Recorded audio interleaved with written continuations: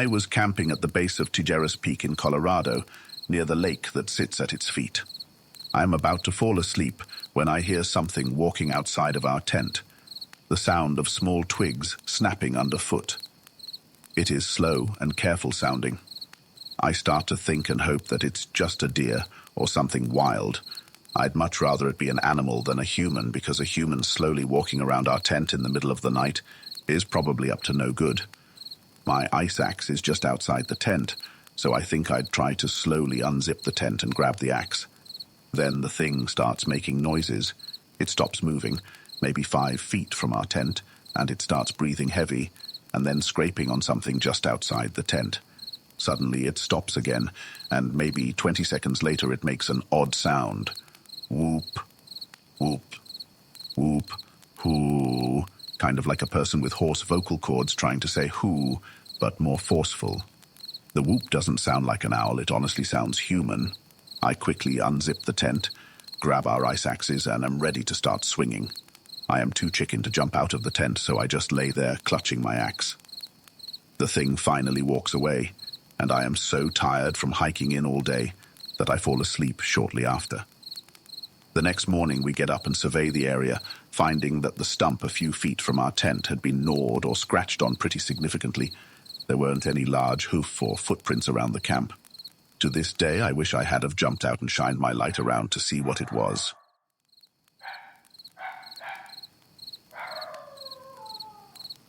I work in the outdoor field and lead trips regularly. I once led a trip to the top of Mount Stringer in North Carolina. It's a tough climb to get to the top and about 6 miles from the nearest road. I was leading a group of 8 middle school kids and had one co-instructor. We were camping out on top of the mountain, and it was a beautiful night with a full moon. The kids and the other co-instructor went to bed in their tents. I chose to spend the night in a hammock that night. I was really into a book I was reading, so I stayed up and read until about 10:30 p.m. I turned my headlamp off to settle in for the night. Everything around me was rather bright from the moon, and from the position I was in, I could see down the trail we had hiked to get to the top. I laid there enjoying the scenery and noticed something moving on the trail. Bears are common in the area, so I perked up. As it got closer, I could tell it was a person. We were in the middle of nowhere, and there was someone hiking up the trail with no headlamp or any gear. I was just frozen watching this person move closer to our camp. The person arrived at the top of the mountain where we were and just stopped. I watched as what appeared to be a man surveyed our camp. I really could only see the outline of him. He stood there for what seemed like 30 minutes, but may have been 10. He then turned and sat down under a tree facing our camp. He was sitting up in a way that I knew he wasn't trying to sleep.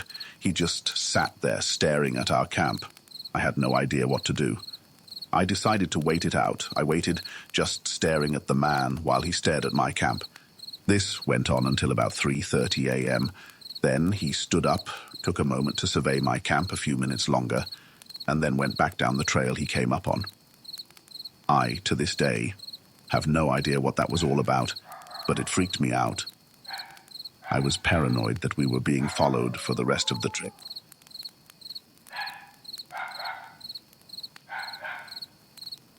A couple of years ago, my brother bought a large piece of land out in the middle of nowhere, about 30 miles or so from cell phone reception. It's quiet, there is no light pollution, no paved roads, and not a lot of people around. Shortly after he bought the place, our families spent a weekend camping on the land and doing our best to clean it up. On the second night we camped there, I woke up in the middle of the night to take a leak. As I was walking to the bushes in the dark, I realized that I could faintly hear music. This didn't strike me as odd, because I knew my brother had a radio in his camper. I finished up and went back to sleep with no further thought on the matter. The next morning at breakfast, I mentioned the radio and music. Several other people recalled waking up at night and hearing music, but no 2 people heard the same music. Finally, the brother who brought the radio woke up. I asked him about the music, and he seemed a bit freaked out. He woke up sometime during the night and went outside to smoke. He heard music as well and had assumed it was someone else. I should mention that he was the only one with a generator and a radio. It wasn't his radio we heard. It wasn't anyone else's either. I've been back several times, but I'm a bit freaked out by that place at night. I have fun while I'm there, but I'm almost always armed, and I don't sleep in a tent anymore. I sleep in my SUV with the doors locked. It may seem kind of dumb, but realizing that everyone heard different music when there are no people, no functional radios, and no electricity is quite creepy.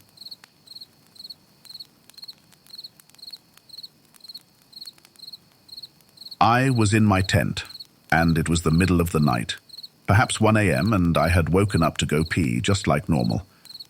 I was about to unzip the tent when I heard a small scratching sound. I paused.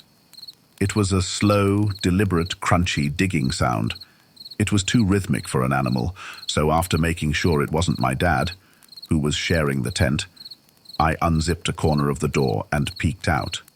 The moon was just bright enough for me to see a young woman squatting right next to our little two-man tent, digging at the ground with her bare hands. My dad went and shined a flashlight on her and told her to go back to wherever she had made camp.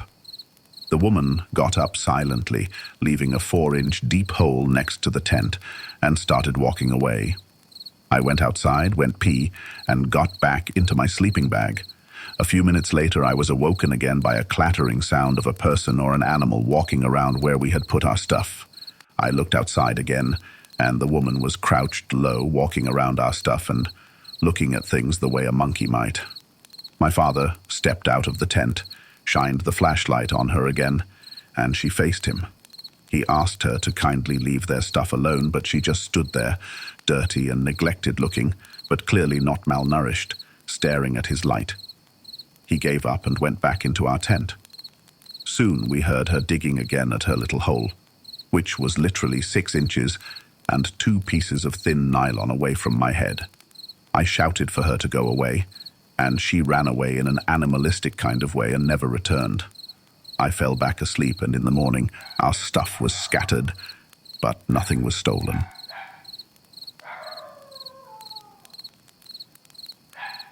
Just after finishing our GSCEs, a group of my friends and I went camping. The weather was naff, and on the whole huge campground there was pretty much just us and a group of Irish scouts. So we all ended up hanging out together, along with the youngish guys who ran all the activities on the site. Technically, any activities had to be booked and paid for in advance, but these guys were bored, so they let us do anything that didn't involve expensive equipment for free. On our last night, they took us on the pathetically unscary ghost walk. It was so wussy that we took over in the end and started telling them creepy stories. When we were all pretty much ready for bed, our group went across the field to our tents, all laughing and joking, until one of the other girls stopped still and said loudly, "What's that in front of our tent?" There was a short, white figure pacing in front of one of the tents, about 30 feet away from us. It was dark, but we could all see it as a solid-looking shape. One of the girls screamed, and it stopped pacing and rushed at us. I have never run faster in my life. I lost my shoes halfway across the field, kept going straight onto the tarmac road, and down to the activities buildings. We went back with about 20 scouts and some burly guys with big lanterns, but there was nothing to be seen. Who knows? It was probably just mist or something, but it was shit scary at the time. Hasn't put me off camping, though. Man up, OP, and get your rear in a tent.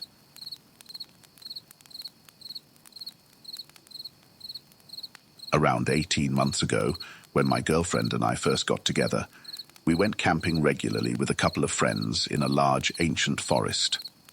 We would go in, set the tent up in the light, have a barbecue and some beers, then sleep. Well, our friends would. We went several weeks running, same routine, different friends each time, etc., until one night we decided to leave the tent and return later so we could get some more supplies. We returned to the tent at dusk, but found a stick figure made from twigs at the entrance of the tent. We smoked a bit, had some booze. One of our friends, who reluctantly joined us on this occasion, turned strange. He disappeared into the woods, which we found strange as he was petrified on the way into the woods, and then we could hear nothing but singing for at least an hour. He eventually returned, and we continued to party until it started to rain heavily, at which point we decided to call it a night. We woke up in the morning and decided to pack the tent down. It eventually became obvious that the trees surrounding our tent had the same shape as the figure carved into the bark. We pretty much rushed to get out of there and came across a still burning pit of fire surrounded by felled trees. That was the final straw, so we ran the remaining mile back to my car. I have to add that the woods I'm talking about has a history of deaths and suicide, and has also had reports of witchcraft too. In fact, the surrounding 20 miles has quite a lot of stuff like that.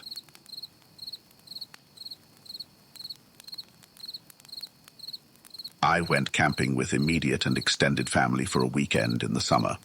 My older adult cousins start drinking in the afternoon, and everyone is having fun but not going overboard. Some younger guys from a campsite right next to mine come over, introduce themselves, and hang out. They're drinking too, but a lot more heavily. The later it gets, the more drunk they get, and they eventually break out moonshine. They drink that along with beer until early in the morning, while we're all sitting around talking. We all go to bed finally, and I wake up in the morning to ambulance sirens. One of the guys had died in the tent right next to ours in the middle of the night from all the drinking. It was really creepy to realize I'd been sleeping that long, next to someone who had passed away. I also saw them bring out the stuff in the tent that was covered in vomit blood, which was gross, but also made me feel bad for the friends that were with him, because they were cleaning it.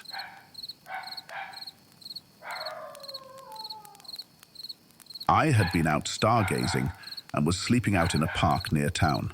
No tent, just a sleeping bag and pad. This was a fairly popular area for joggers, walkers, etc.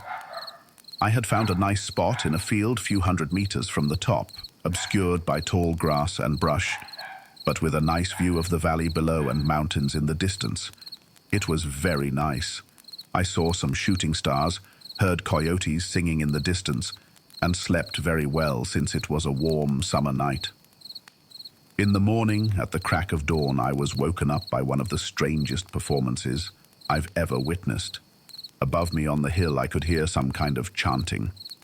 Due to my concealed location, I couldn't actually see what was going on, and I wasn't keen on moving to a better vantage point, lest I be seen by the group. A man's loud and deep voice was half chanting, half shouting in a language I couldn't identify. It sounded like a Latin-derived language, but was definitely not Spanish, though he kept repeating a word which sounded similar to diablo, Spanish for the devil. There were other voices too, but he was clearly leading whatever was happening up there. Eventually he finished his chant, and there were some cheers and whoops, and then the entire group silently departed. After waiting a while to make sure it was clear, I went up to where the sound had come from. There was no physical evidence of whatever had happened. I asked everybody I knew in town if they had any idea what it might have possibly been, and nobody had heard anything like it. To this day, one of my greatest regrets is not peeking out of my hiding spot to see what the heck was going on.